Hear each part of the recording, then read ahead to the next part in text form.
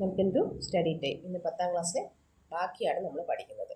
Every prince ought to desire to learn to gain the reputation of being merciful and not be cruel. At the same time he should also be careful that no one else misuse the mercy. ഓരോ ഭരണാധികാരിയും ക്രൂരനല്ലാത്ത കരുണാമയനായിരിക്കണം എന്നാണ് ആഗ്രഹിക്കേണ്ടത്. അതേസമയം മറ്റുള്ളവർ തന്നിലുള്ള ആ Mercy, കരുണ misuse ചെയ്യാതിരിക്കാൻ അദ്ദേഹം ശ്രദ്ധിക്കണം.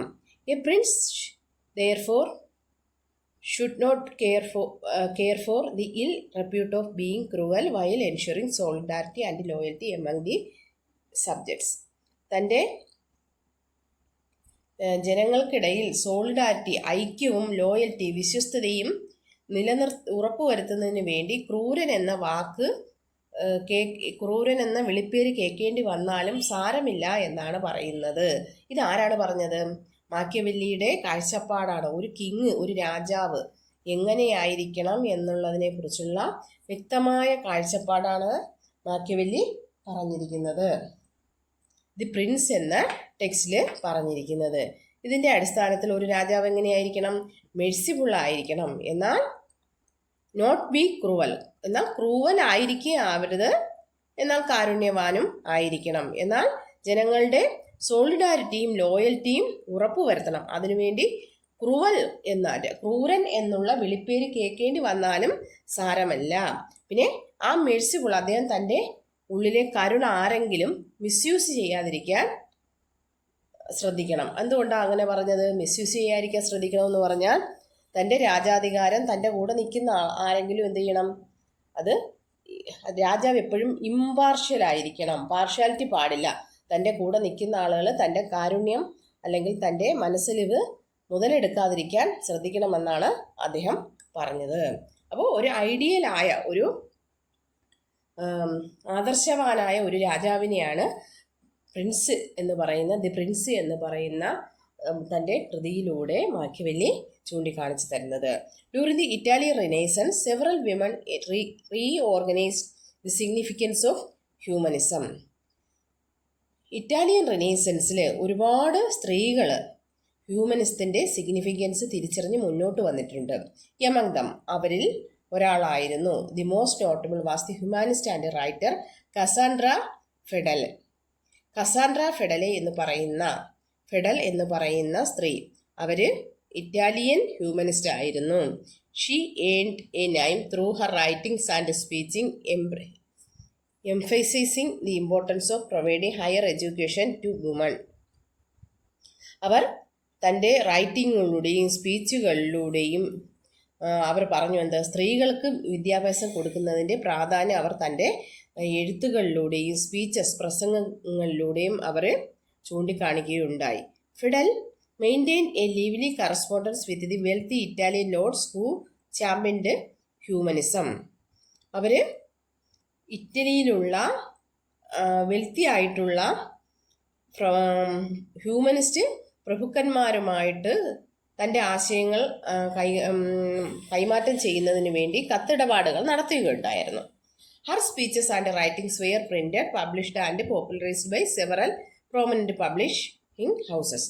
ഇവരിങ്ങനെ ഈ പ്രഭുക്കന്മാരുമായിട്ട് നടത്തിയ തൻ്റെ ആശയങ്ങൾ മറ്റുള്ളവരിലേക്ക് കൈമാറുന്നതിന് വേണ്ടി നടത്തിയ, ഈ വെൽത്തി ലോർഡ്സുമായിട്ട് നടത്തിയ ഈ സ്പീച്ചസും ഈ റൈറ്റിങ്സും എല്ലാം ശേഖരിച്ചുകൊണ്ട് പല ഹൗസസും പല പ്രസാധകരും അവരുടെ സ്പീച്ചസും റൈറ്റിങ്സും ഒക്കെ എന്ത് ചെയ്തു? പ്രസിദ്ധീകരിക്കുകയുണ്ടായി. അപ്പോൾ പ്രസിദ്ധീകരിച്ചപ്പോൾ എന്ത് പറ്റി? അവിടെയുള്ള സാധാരണക്കാരായ ജനങ്ങൾക്ക് ഇവരുടെ ആശയങ്ങൾ വളരെ വേഗം സ്വാധീനിക്കുവാനും അല്ലെങ്കിൽ അവരുടെ ആശയങ്ങൾ ആ ജനങ്ങളിലേക്ക്, കോമൺ പീപ്പിളിലേക്ക് എത്തുവാനും തുടങ്ങി.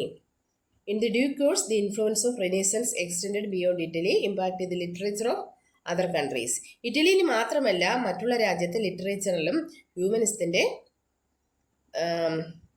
ഇൻഫ്ലുവൻസ് എത്തിച്ചേർന്നു. Consequently numerous remarkable works were produced in other parts of the world. Consequently അങ്ങനെ ഒരുപാട് വർക്കുകൾ ലോകത്തിൻ്റെ പല ഭാഗങ്ങളിൽ റിനൈസൻസിൻ്റെ ഇൻഫ്ലുവൻസ് മൂലം ലിറ്ററേച്ചർ മേഖലയിൽ ഉണ്ടായി. അതിൽ പ്രധാനപ്പെട്ടതാണ് പറയുന്നത്. ഇത് അതുപോലെ കാണാതെ പഠിക്കണം. അതിൽ 3 പേര് ഇംഗ്ലണ്ടിലുള്ളതാണ്. ആദ്യത്തേത് ഇറാസ്മസിന്റെ വർക്കാണ് ഇൻ പ്രൈസ് ഓഫ് ഫോളി. അദ്ദേഹം നെതർലൻഡുകാരനാണ്. നെതർലൻഡ് എന്ന് പറയുന്നത് ഏത് രാജ്യമാണ്? ആരെയാണ് നമ്മൾ വിളിക്കുന്നത്? ഡച്ചുകാരെയാണ് നമ്മൾ ഹോളണ്ടുകാരെയാണ് വിളിക്കുന്നത്. ഇറാസ്മസ് എന്ന് പറയുന്നത് പ്രൈസ് ഓഫ് ഫോളി, നെതർലൻഡുകാരനാണ്. ജെഫ്രി ചോസർ കാൻറ്റർബറി ടെയിൽസ്, അത് ഇംഗ്ലണ്ടുകാരനാണ്. അദ്ദേഹം ഇംഗ്ലണ്ടുകാരനാണ്. തോമസ് മൂർ ഉട്ടോപ്പിയ എന്ന് പറയുന്ന സാങ്കല്പിക രാജ്യത്തെക്കുറിച്ച് എഴുതിയ ഒരാളാണെന്ത്? തോമസ് മൂർ, അത് ഇംഗ്ലണ്ടുകാരനാണ്. മിഗുവൽ ഡി സെർവാൻഡസ്, നമുക്ക് സെർവാൻഡസ് എന്ന് വിളിക്കാം. ഡോൺ ക്വിക്ഡോട്സ്, അദ്ദേഹം സ്പെയിൻകാരനാണ്. Francisco's റബല്ലിയസ് ഗാർഗുൻഡ and പൻഡഗ്രൂവൽ ഫ്രാൻസുകാരനാണ്. പേരുകളെല്ലാം അങ്ങോട്ടും ഇങ്ങോട്ടും പ്രൊനൗൺസിയേഷന് വ്യത്യാസം വന്നാലും കുഴപ്പമില്ല. അപ്പോൾ ഈ കോളം നന്നായിട്ട് പഠിക്കുക. Printing played a significant role in popularising literature during the Renaissance period. അപ്പോൾ നമ്മൾ ലിറ്ററേച്ചർ മേഖലയിൽ റിനൈസൻസ് ചെലുത്തിയ സ്വാധീനം പഠിച്ചു. ഇനി പ്രിന്റിംഗ് മേഖലയിൽ എങ്ങനെയാണ് റിനൈസൻസ് സ്വാധീനം ചെലുത്തിയത്, അല്ലെങ്കിൽ ഈ റിനൈസൻസ് ലിറ്ററേച്ചർ എങ്ങനെയാണ് പോപ്പുലറൈസ് ആയത്? ഏത് മൂലം? പ്രിന്റിംഗ് മൂലം റിനൈസൻസ് ലിറ്ററേച്ചർ എങ്ങനെ പ്രചാരത്തിൽ വന്നു എന്നാണ് നമ്മൾ പഠിക്കാൻ പോകുന്നത്. Johannes Gutenberg establish the first printing press in Europe. യൂറോപ്പിലെ ആദ്യത്തെ പ്രിന്റിംഗ് പ്രസ് എസ്റ്റാബ്ലിഷ് ചെയ്തത് ഗുട്ടൻബർഗ് ആണ്. The printing machine which was set up in the 15th century was made of metal and was of movable type. 15ാം നൂറ്റാണ്ടിലാണ് metal കൊണ്ടുണ്ടാക്കിയ printing machine ഉപയോഗിക്കുന്നത്. അത് അങ്ങോട്ടും ഇങ്ങോട്ടും മൂവബിൾ ആയിരുന്നു, എടുത്തുകൊണ്ട് പോകാൻ പറ്റുന്ന പ്രിന്റിംഗ് മെഷീൻ ആയിരുന്നു. What could have been the influence of printing press on the society of that period? The printing machine which was set up in 15th century was made of metal and was movable type. ഇനി what could have been the influence of printing press on the society of that period? Printing press അന്നത്തെ renaissance പീരീഡിൽ അന്നത്തെ സൊസൈറ്റിയിൽ കൊണ്ടുവന്ന influence, സ്വാധീനം എന്തൊക്കെയാണെന്ന് നമുക്ക് നോക്കാം. ഡിസിമിനേഷൻ ഓഫ് നോളജിന്റെ വ്യാപനം. മറ്റൊന്ന് പ്രോഗ്രസ് ഇൻ ലിറ്റററി വർക്ക്സുകളുടെ progress. Increased literacy and education. Literacy, സാക്ഷരതയും എഡ്യൂക്കേഷനും എന്ത് ചെയ്തു? ഇൻക്രീസ് ചെയ്തു. ഏത് നിമിത്തം? പ്രിന്റിംഗ് പ്രസ് മൂലം. Social transformation. പ്രിന്റിംഗ് പ്രസ് മൂലം ഒരുപാട് സോഷ്യൽ ട്രാൻസ്ഫോർമേഷൻ ഉണ്ടായി. എങ്ങനെയാണ് ഉണ്ടായത്?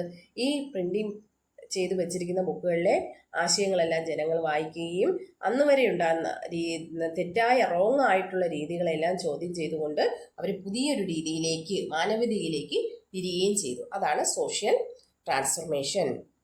Spread of ideas and knowledge. ഐഡിയാസും നോളജും എല്ലാം സ്പ്രെഡ് ചെയ്യുന്നതിന് കാരണമായി. എഴുതി ഇങ്ങനെ പ്രിന്റ് ചെയ്ത് വെച്ചേക്കില്ലേ, അത് ഒരാൾ വായിച്ചിട്ട് ഇങ്ങനെ പല സ്ഥലങ്ങളിൽ ഇങ്ങനെ എന്ത് ചെയ്തു? പ്രിന്റ് ചെയ്തുകൊണ്ടിരുന്നു. പുസ്തകങ്ങൾ, നമ്മുടെ ന്യൂസ് പേപ്പർ വരുന്ന കാര്യങ്ങൾ നമ്മളെല്ലാവരും വായിക്കുന്നില്ലേ? ഇപ്പോഴല്ലേ സോഷ്യൽ മീഡിയ ആക്റ്റീവായത്. അതിനു മുമ്പ് സോഷ്യൽ മീഡിയ ഒരു 10-20 വർഷം മുമ്പ് സോഷ്യൽ മീഡിയ ആക്റ്റീവ് അല്ലായിരുന്ന സമയത്ത് ഈ പ്രിന്റിംഗ് പ്രസ്സുകളിലൂടെ അല്ലെങ്കിൽ അച്ചടി മേഖലയായിരുന്നു നമ്മുടെ നോളജും ഐഡിയാസും സ്പ്രെഡ് ചെയ്യുന്നതിനുള്ള ഏറ്റവും നല്ല മാർഗം. ഇപ്പോൾ അത് സോഷ്യൽ മീഡിയ കൈയടക്കി. എന്നാലും പത്രത്തിൽ വരുന്ന കാര്യങ്ങൾ അല്ലെങ്കിൽ ലേഖനങ്ങളിൽ വരുന്ന കാര്യങ്ങൾ നമ്മളിങ്ങനെ ആളുകളിലേക്ക് സ്പ്രെഡ് ചെയ്തുകൊണ്ടിരുന്നു. Cultural and intellectual growth.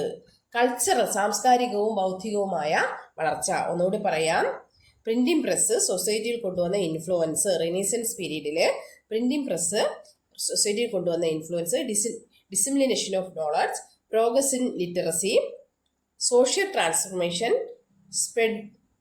Spread of ideas and knowledge, increased literacy and education, cultural and intellectual growth. With the invention of printing press people started reading literary works extensively. Printing പ്രസിന്റെ വരവോടുകൂടി ജനങ്ങൾ എന്ത് ചെയ്തു?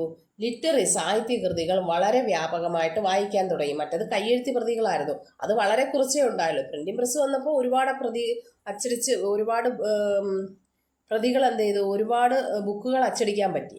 മറ്റേത് കയ്യെഴുത്ത് പ്രതി ഒരാൾ എത്ര എണ്ണം എഴുതും, അത് എഴുതിയാൽ തന്നെ എല്ലാവരിലും കിട്ടില്ല. പക്ഷെ പ്രിന്റിംഗ് പ്രസ് വന്നതോടുകൂടി എല്ലാവർക്കും ബുക്കുകൾ കിട്ടാൻ തുടങ്ങി. അതുകൊണ്ട് ലിറ്റററി വർക്കുകൾ എല്ലാവർക്കും കൈ കിട്ടാനും തുടങ്ങി. ഇന്ന് ഇതുവരെ മതി. ഇനി നാളെ എടുക്കാൻ പോകുന്നത് റിനീസൻസ് ആൻഡ് ഹിസ്റ്റോറിയോഗ്രാഫിയാണ്. ആ നോട്ട്, ആദ്യം തന്ന നോട്ട് നിങ്ങൾ പഠിച്ചു എന്ന് വിചാരിക്കുന്നു. ബാക്കി ഞാൻ തരാം. എല്ലാവരും ടെക്സ്റ്റ് നന്നായിട്ടൊന്ന് വായിക്കുക. അതുപോലെ ക്ലാസ് കണ്ടിട്ട് എന്തെങ്കിലും ഡൗട്ട് ഉണ്ടെങ്കിൽ ഒന്നും കൂടി നിങ്ങൾ കാണുക. എല്ലാവരും എൻ്റെ ചാനലൊന്ന് സബ്സ്ക്രൈബ് ചെയ്ത് ലൈക്ക് ചെയ്യുക, ഷെയർ ചെയ്യുക. നിങ്ങൾ തരുന്ന സപ്പോർട്ടാണ് എനിക്കിനിയും പുതിയ ക്ലാസ്സുകളിടാൻ പ്രോത്സാഹനമാകുന്നത്. Okay, by.